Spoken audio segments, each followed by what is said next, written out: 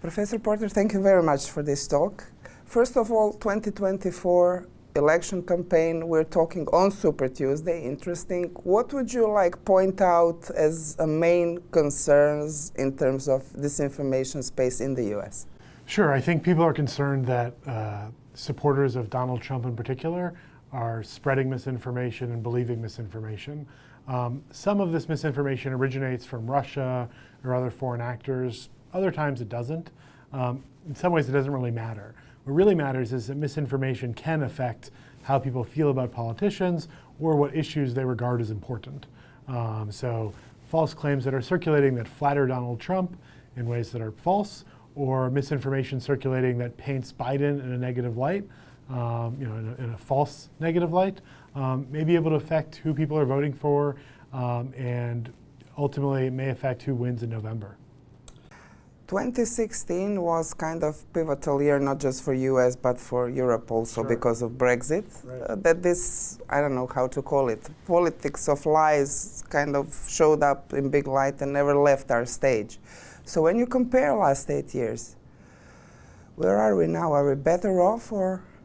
In some ways we're better off. In some ways we're better off. People are more aware of misinformation and disinformation. People are slightly better at discerning truth from fiction. But in another profound way, I think we're worse off. I think in 2016, political leadership in this country in particular, and perhaps in Europe, though I'm not an expert, but certainly in this country, political leadership on both sides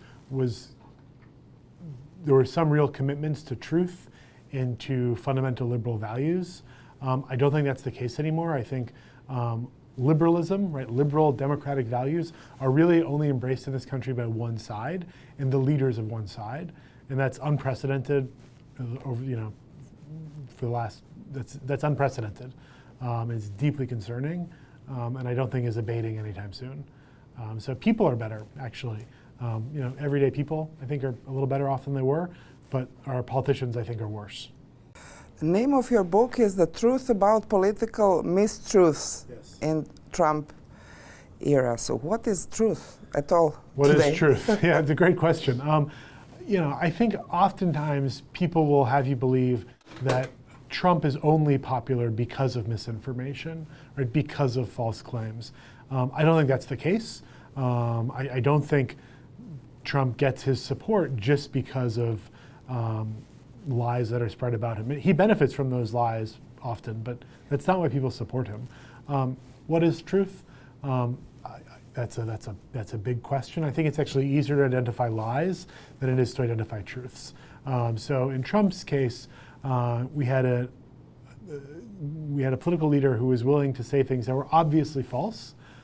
People called him out on it, fact checkers, journalists, everyday citizens, other politicians, and yet he had no interest in not lying in a way that was really unusual in American history, and has not in any way zapped his support because he's just as popular as ever now, despite having lied repeatedly for the last 8 years and despite having championed an insurrection. For us, 6th of January was something unbelievable. Now we have another elections, we have campaign that you explained, and we have these people still believing what they believed in 6th of January when they broke into the highest representative body of this country. How do we explain this? I have to be honest with you, I was not surprised by January 6th. My wife and I actually left DC. We were living in DC at the time we left because we were, I think, a little frightened. The people who in the week up to January 6th, people started coming into this town who were diehard Trump supporters. To us, clearly indicated there was going to be some kind of violent action on January 6th. Why is it, though, we're now years later and there are still people who believe the lies of the election was stolen? I think there are two explanations.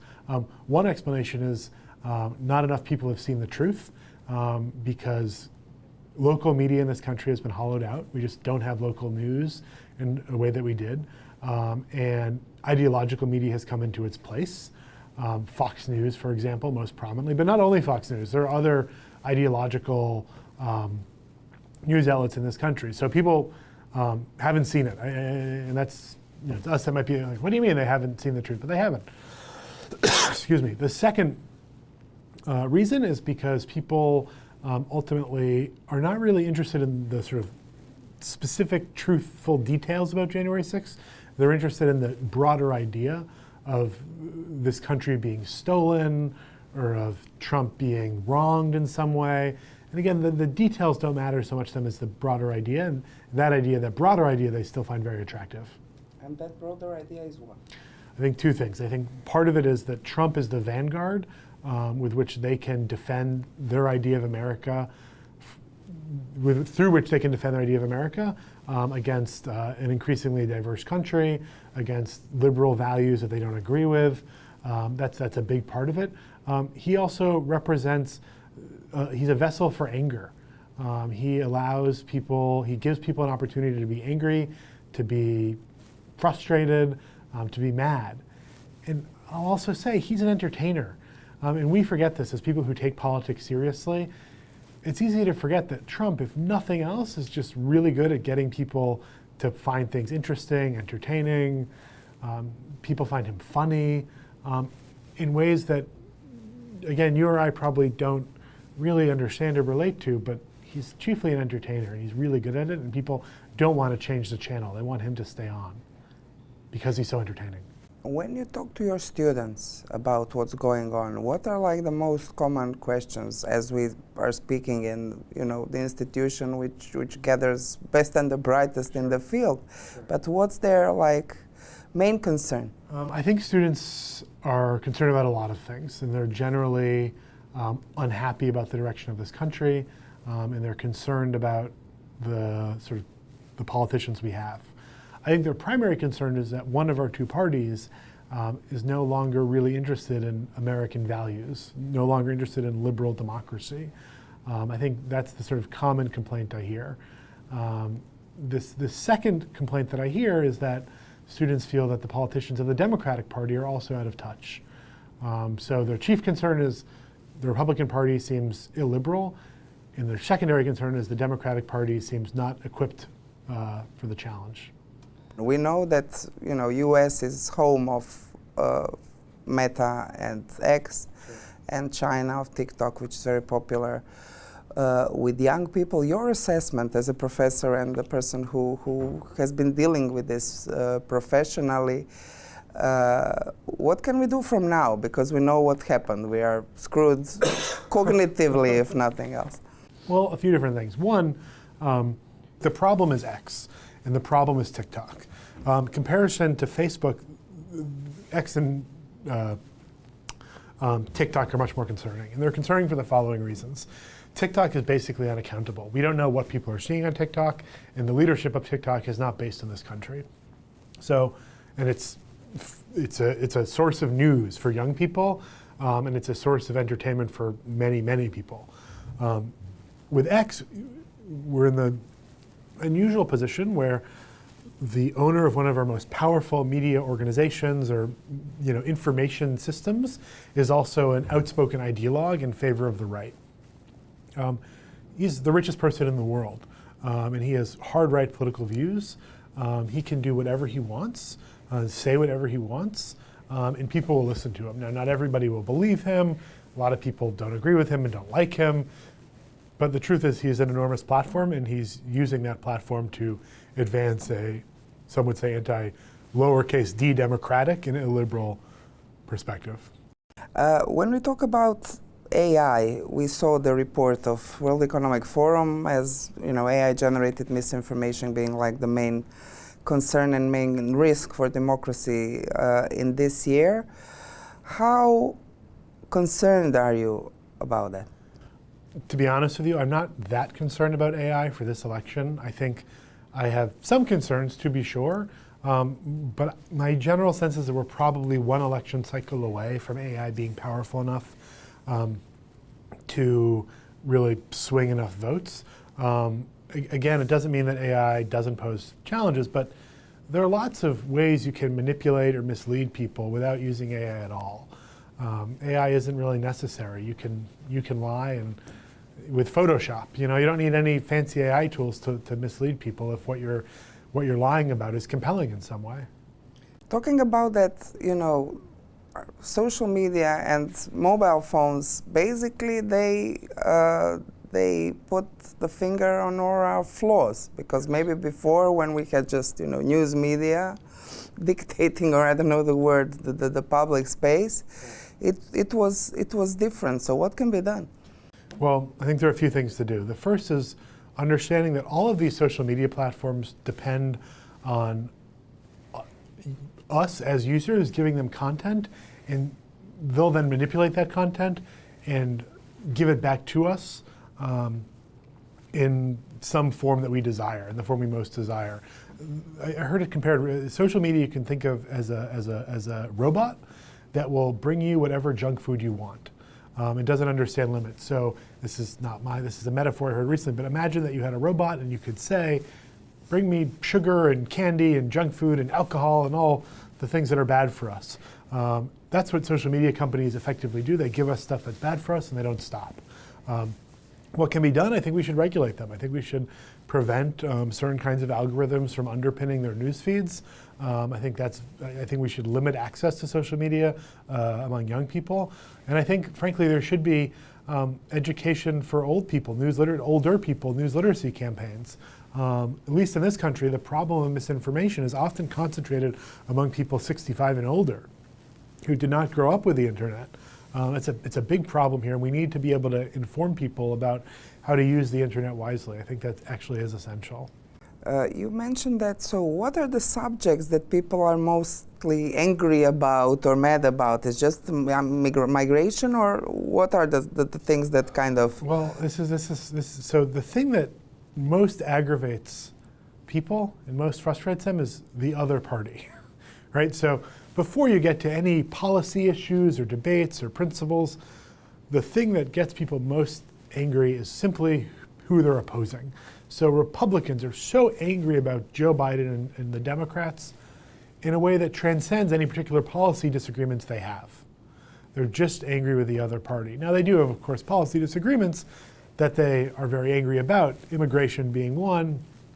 The other is Biden isn't as sort of strong as Trump appears to be, which isn't really a policy difference. It's not but it seems to have really angered a lot of people because they think that has to do with America's strength. Trump is an authoritarian. He's an aspiring authoritarian leader. And the unfortunate truth is that a lot of people now sort of have absorbed what authoritarians care about, in this case, the strength of a political leader.